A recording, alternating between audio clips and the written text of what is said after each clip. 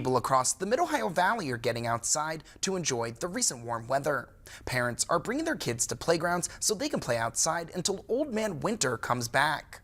Temperatures have reached the low 60s and many people are taking advantage of it.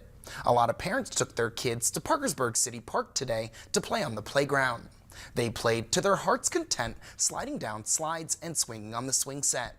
Two kids who were playing at the park say they are thrilled to finally shed their winter coats and have some fun. We were going to go to the basketball court, but it was closed, so we decided to come to the playground because it was open. I love enjoying the warm weather because I get to take off my heavy coat. There were also a lot of people walking on the walking path and walking their dogs.